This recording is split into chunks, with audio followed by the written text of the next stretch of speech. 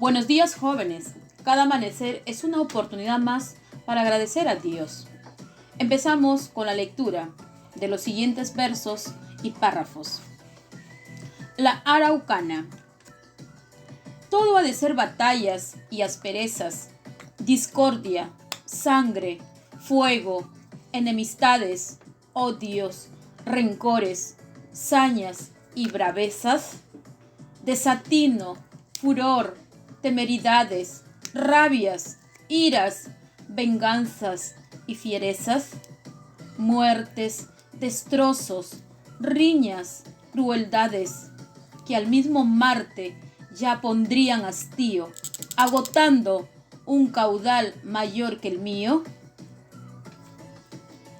Esta composición pertenece al autor Alonso de Ercilla, español. Relata la primera fase de la conquista de Chile.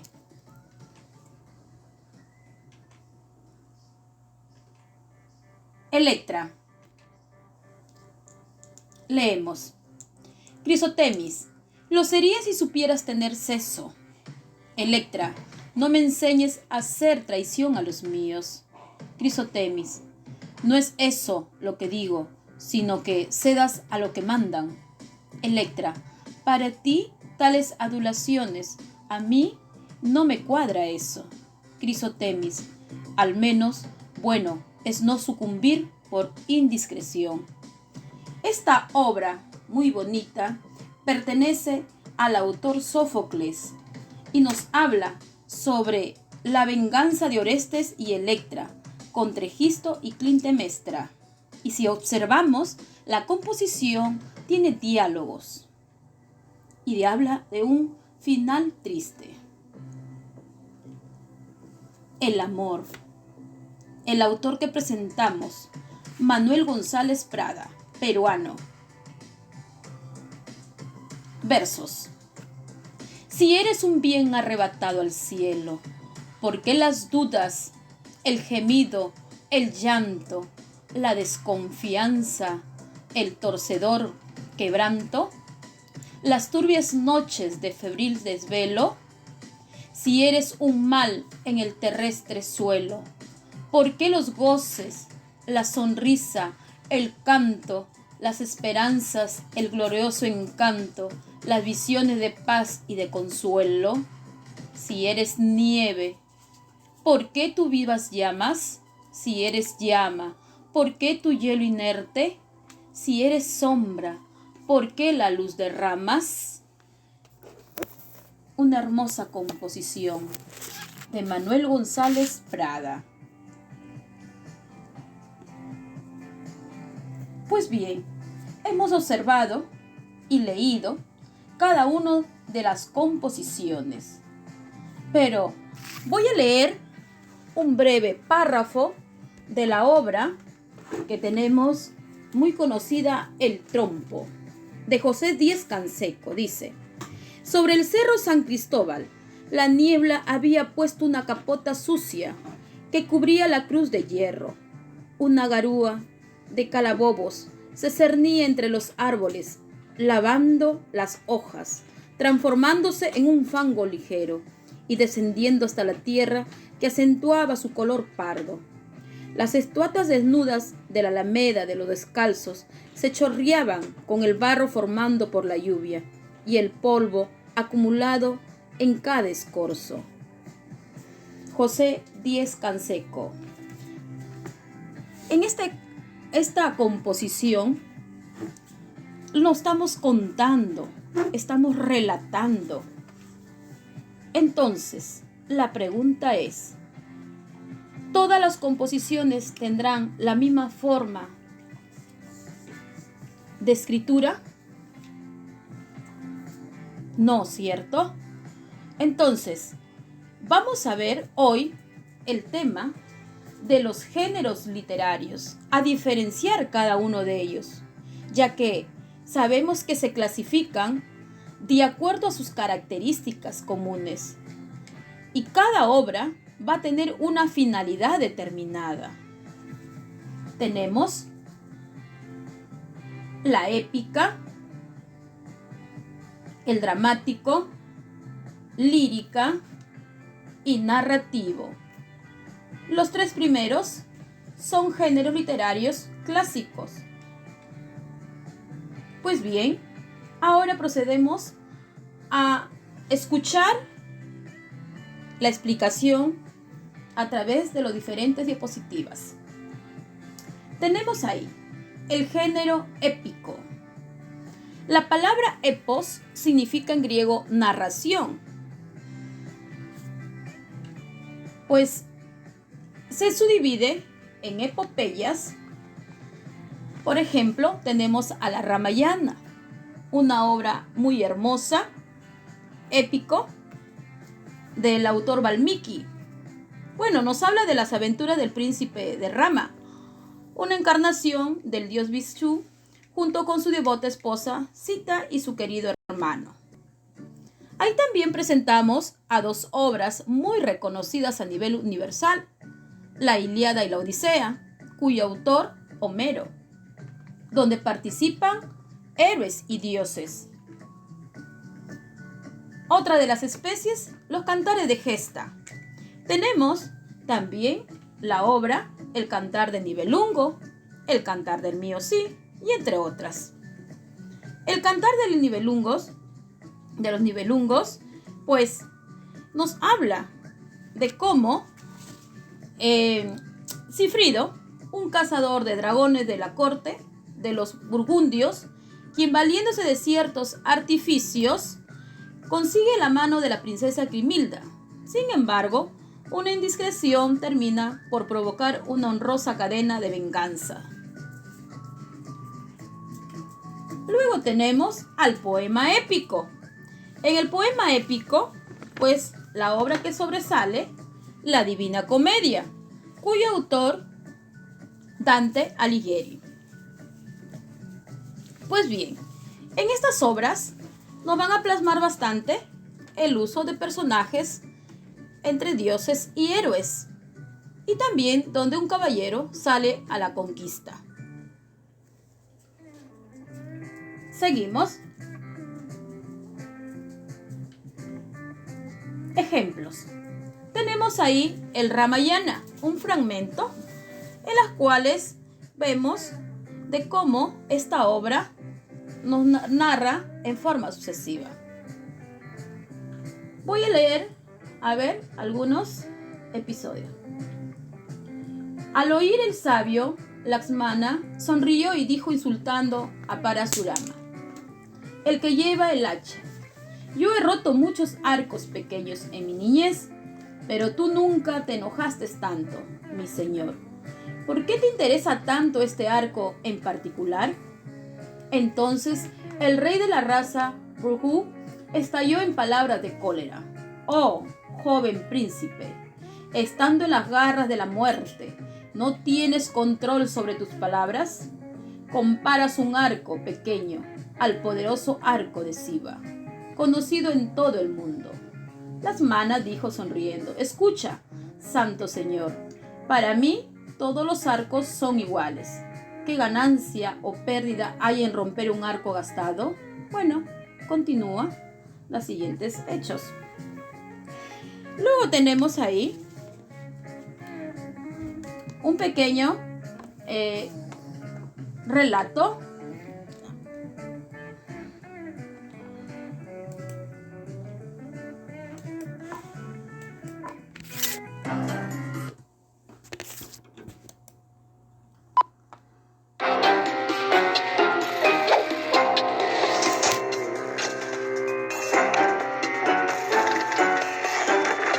Hay dos libros que formaron el espíritu griego. ¿Sabes cuáles son?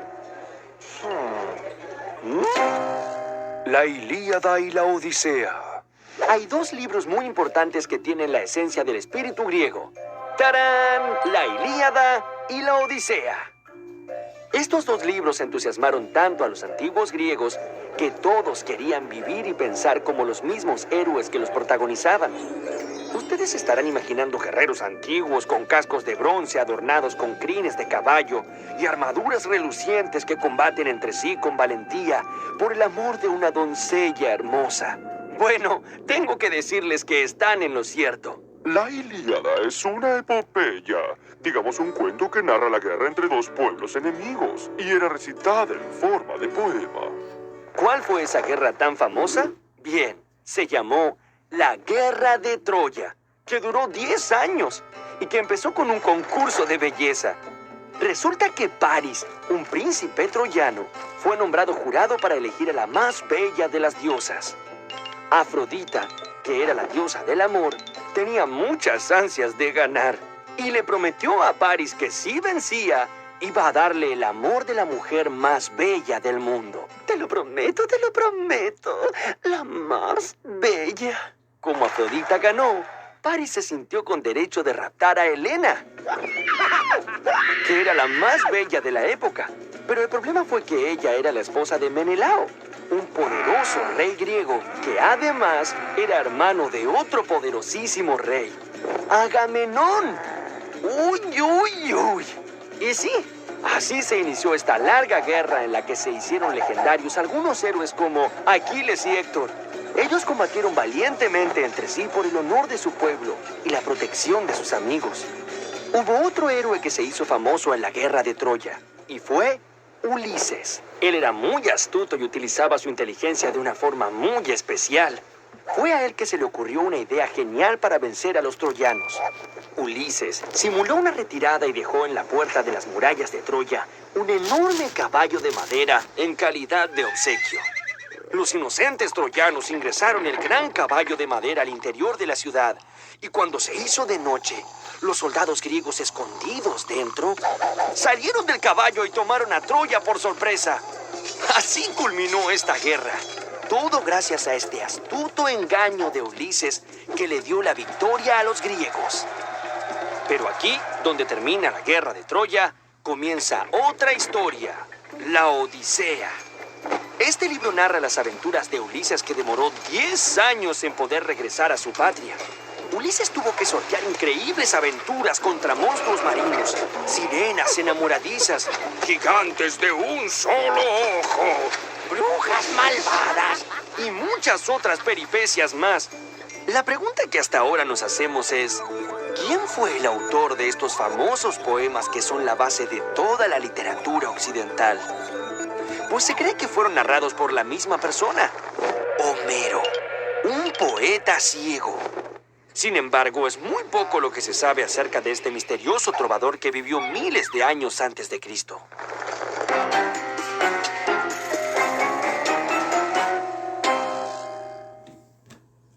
Pues bien, continuamos.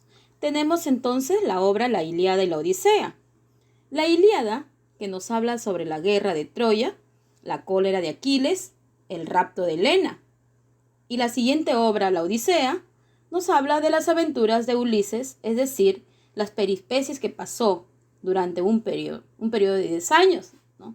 Entonces, continuamos ahora con el siguiente ejemplo. Tenemos el Cantar de los Nibelungos. En el Cantar de los Nibelungos vemos al canto 1. Lectura. El sueño de Crimilda, las tradiciones de los antiguos tiempos, nos refieren maravillas. Nos hablan de héroes dignos, de alabanza, de audaces empresas, de fiestas alegres, de lágrimas y de gemidos. Bueno, nos damos cuenta que nos están mencionando ya héroes.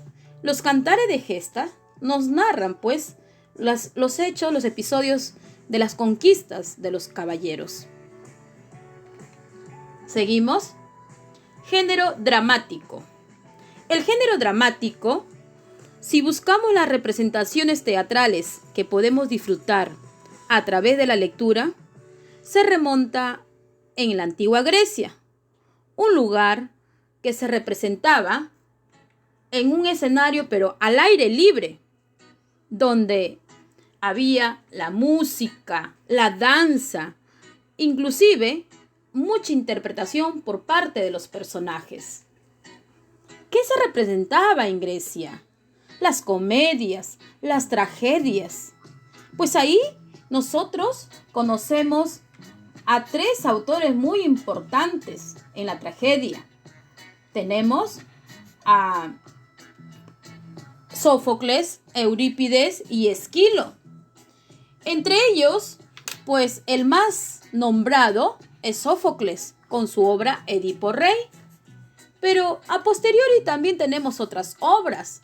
A William Shakespeare, muy reconocido, con su obra Romeo y Julieta, Otelo, Hamlet, Macbeth, entre otros. La tragedia va a tener un inicio en Grecia y sus representaciones van a ser de hechos funestos. ¿Cuál era su finalidad? Era una catarsis. O sea, si tú ingresabas a ese escenario, tenías que salir transformado, con otra forma de pensar. El drama viene a ser una mezcla entre comedia y tragedia. Una obra muy conocida es Ollantay, el amor entre Cusicóyul y Ollantay, impedido por el Inca Máximo. Entonces, esta obra vamos a ver de cómo ese amor prohibido se da entre los incas y una persona que es de alta alcurnia. Luego tenemos ahí también otra obra, pues las representaciones, obras de drama que tenemos, por ejemplo, A la vida es sueño, de Pedro Calderón de la Barca. Su tema es la libertad del ser humano para configurar su vida, o sea, dejándose de lado el destino. La comedia. ¿De qué trata la comedia? Pues es un diálogo que tiene la finalidad de alegrar al lector, te llena de regocijo. Pues bien, tenemos El sueño de una noche de verano, de William Shakespeare, la comedia. Tenemos también Ñacatita y entre otros. Pues bien, el género dramático va a estar escrito en diálogo, pues hay una conversación entre los personajes. Tenemos ahora el género lírico. En el género lírico expresa el mundo interior, es decir, vamos a ver de cómo los poetas, por ejemplo, autores muy reconocidos, César Vallejo, Abraham Valdelomar, con el poema Tristitia que dice: mi infancia que fue dulce, serena, triste y sola, se deslizó sobre la paz de una aldea lejana. Tenemos a Rubén Darío, a José Santos Chocano y otros más. Vamos a ver las especies del género lírico. Cada una de estas composiciones están escritas en verso. La oda. Vida retirada. ¿Quién escribió? Fray Luis de León. ¿De qué nos habla?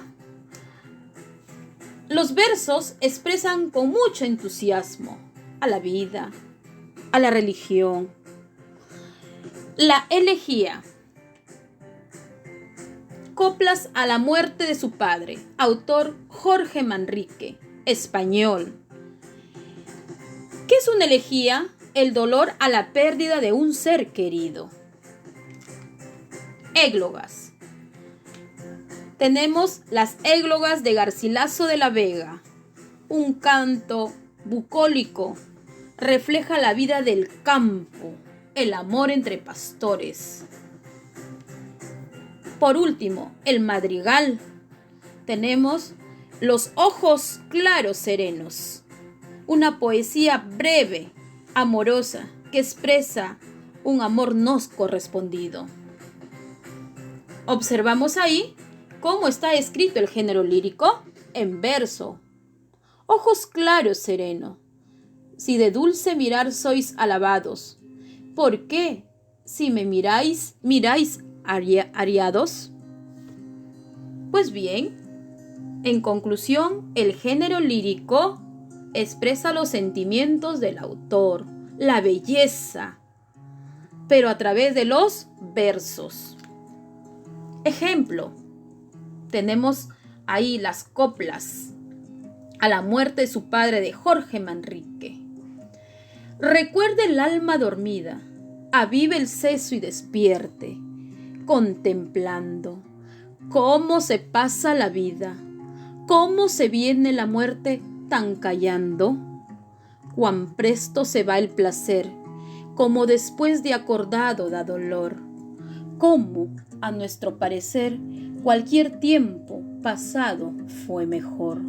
Lindos versos en honor a su padre. Siguiente. Género narrativo. Nos relata tanto hechos reales o ficticios que pueden estar estructurados de menor a mayor complejidad. Por ejemplo, un cuento, inicio, nudo, desenlace, pero una novela estará estructurado en capítulos. Especies literarias, la novela, narración extensa, dividida en capítulos. Tenemos a Eugenia Grandet, Rojo y Negro, Madame Bovary, Crimen y Castigo, Los Miserables. Eugenia Grandet, autor Honoré de Balzac, francés. Rojo y Negro, Stendhal, francés. Madame Bovary, Gustave Flaubert, francés. Crimen y Castigo, Fedor Dostoyevsky, ruso. Y Los Miserables, de Víctor Hugo. ¿De qué nos hablará Los Miserables? Después de los 19 años como prisionero, Jean Valjean es liberado por Harbert, un oficial a cargo de la fuerza de trabajo de prisión. Después, este señor Jean Valjean pues llegará a tener un cargo, alcalde, y tendrá muchos bienes, en especial uno de ellos dueño de fábrica, pues cambia totalmente su vida.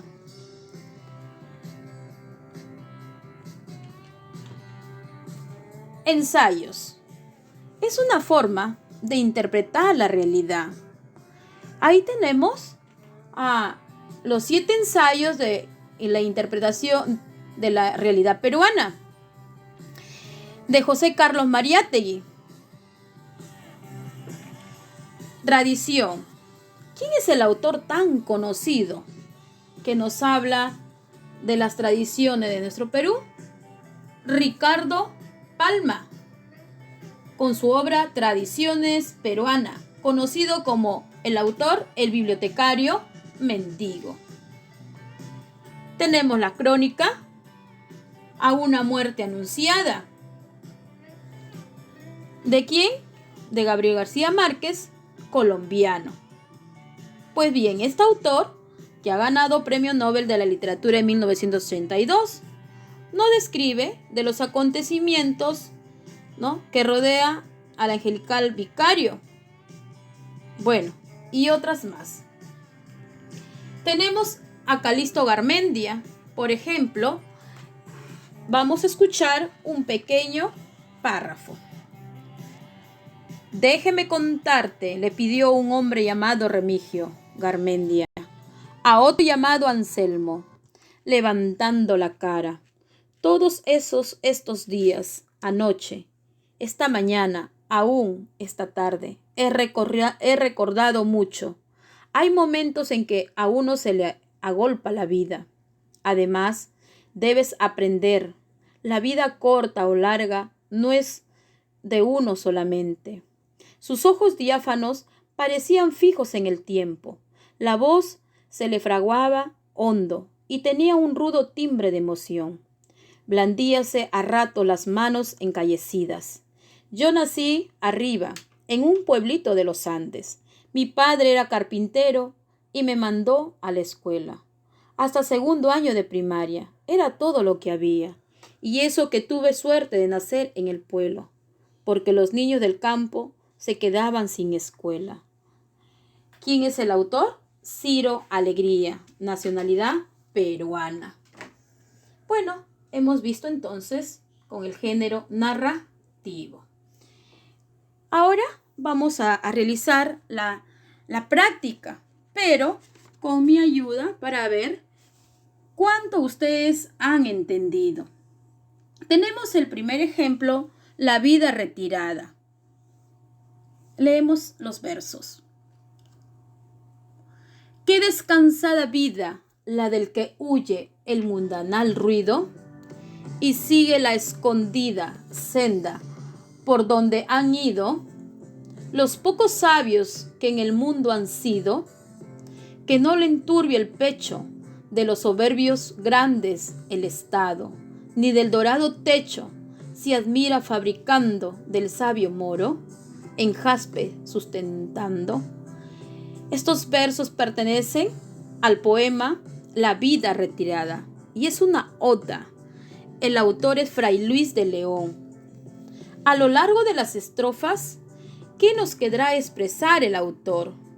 Pues nos invita a nosotros refugiarnos en una vida con mucha tranquilidad, desprendernos de la vanidad, del egoísmo, de los bienes terrenales. Eso nos dice en todo el poema. Siguiente. Orlando Furioso. ¿Cómo está escrito esta obra? Pues esta es una adaptación. Acá vemos una secuencia de hechos que vienen a ser, pues, oraciones consecutivas. Forman un párrafo y luego formarán capítulos. Pues, esta es una obra escrita en prosa y es una novela caballeresca. Pero también esta ha sido adaptada de un poema épico. Bueno, entonces, el autor es Orlando Furioso. ¿Qué busca en esta narración? Leemos. Un día, después de haber recorrido gran parte de Europa, fue engañado por una vana apariencia de Angélica, a quien creyó ver en brazos de un caballero, que rápidamente atravesaba el bosque montando en fogoso corcel. Los persiguió largo rato por la selva, hasta llegar a la puerta de un palacio de mármol. Mas aunque recorrió todo el edificio, no encontró la menor señal de la dama. Caballo, caballero, repetidas veces. Castigó a varios caballeros paganos por sus fechorías, y mientras andaba tras uno de ellos, cayó sobre él su inmensa desgracia. Esta obra nos habla sobre la locura de Orlando. Comete toda clase de desmanes simplemente por los celos. Siguiente. Tenemos, el canto 2 de la obra Los Nibelungos. Por aquel tiempo vivía en Nidarland el hijo de un rey poderoso. Su padre se llamaba Segismundo, su madre Segilinda, y habitaba en una ciudad muy conocida, situada cerca de Rin. Esta ciudad se llamaba Santen. Os diré cuán hermoso era aquel héroe. Su cuerpo estaba exento de toda falta y con el tiempo se hizo fuerte e ilustre aquel hombre atrevido. Pues bien, nos mencionan a héroes. Entonces es un cantar.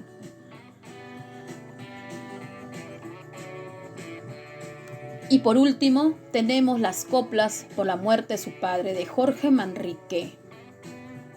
Y para culminar con estos versos dice: nuestras vidas son los ríos que van a dar en la mar, que es el morir. Allí van los señoríos, derechos hacia acabar y consumir. Allí los ríos caudales, allí los otros medianos y más chicos. Y llegados son iguales los que viven por sus manos y los ricos. Jorge Manrique. ¿Cómo nos hablan estas coplas? Al llegar al mar, es decir, a la muerte, son iguales los que ganan de la vida con el trabajo de sus manos y los ricos. No hay comparación alguna. ¿Cómo está escrito esta composición? En verso. Muy bien, chicos. Ahora llenamos la ficha de trabajo. Ustedes, con mi ayuda, van a realizar el llenado de este cuadro. Nombre de composición, por ejemplo, la primera, La vida retirada. Tenemos ahí forma de composición literaria, es verso, género literario es lírico y especie es una oda. ¿De qué trata? Pues hace un momento les dije sobre cómo buscamos un momento de alejarnos de todo, la vanidad, el egoísmo y los bienes terrenales, ¿cierto? Muy bien. De la misma manera se procede a trabajar cada uno de ellos. Gracias por escucharme cada uno de los puntos del tema que hemos diferenciado los géneros literarios. Y pues bien, ahora ustedes también se tendrán que coevaluarse de una manera individual. ¿Qué hemos aprendido? ¿Para qué hemos aprendido? ¿Y cómo hemos aprendido? Gracias y hasta otra oportunidad.